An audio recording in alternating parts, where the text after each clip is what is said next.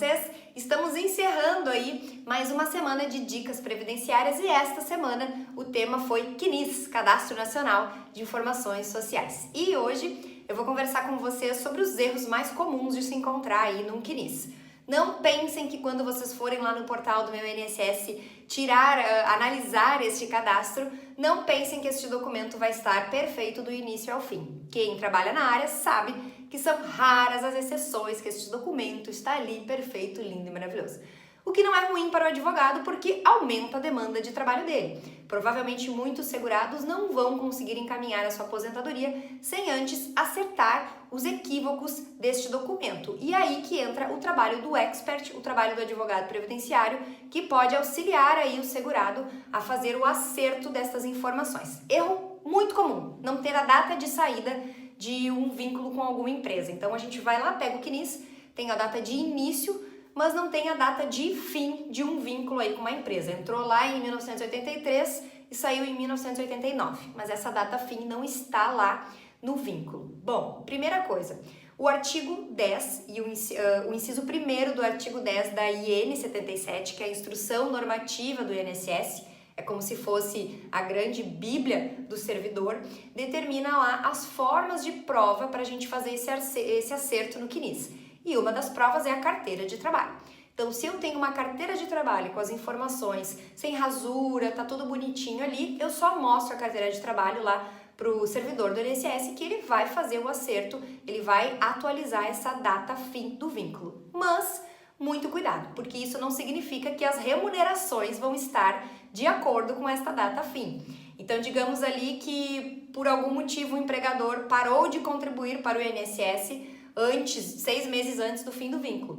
Então, vocês precisam comprovar esta remuneração também, não apenas a data do fim do vínculo. Então, é muito importante, quando vocês vão fazer um encaminhamento de um benefício, que na hora de analisar o cálculo, vocês sempre certifiquem-se de que se vocês fizeram um acerto ou até não fazendo, todas as contribuições estão de acordo com o salário recebido pelo segurado na época da prestação de serviço. A carteira de trabalho, as anotações que tem lá atrás da alteração dos salários, também são suficientes para comprovar essa remuneração, está lá no inciso 2 do mesmo artigo, o artigo 10 da IN 77.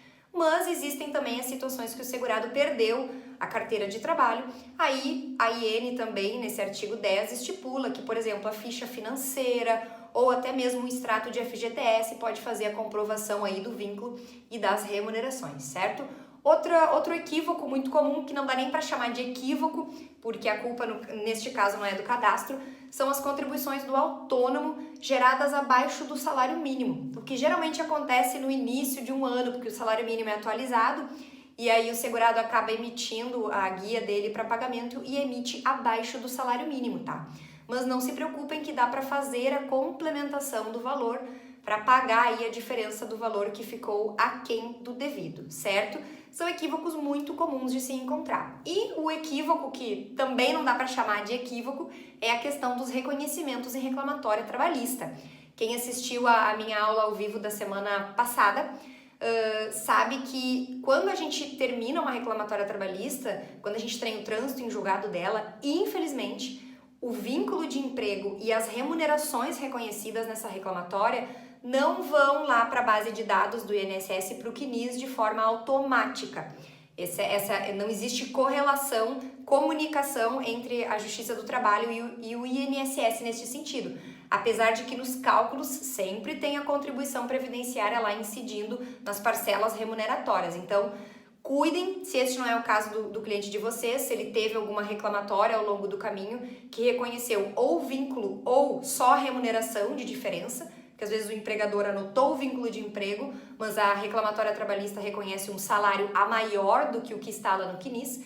Então, certifiquem-se de que o cliente de vocês não tem essa situação, porque vocês podem pegar as cópias dessa reclamatória e registrarem, então, retificarem esses salários lá no INSS na hora de encaminhar um benefício de aposentadoria ou aí num benefício por incapacidade.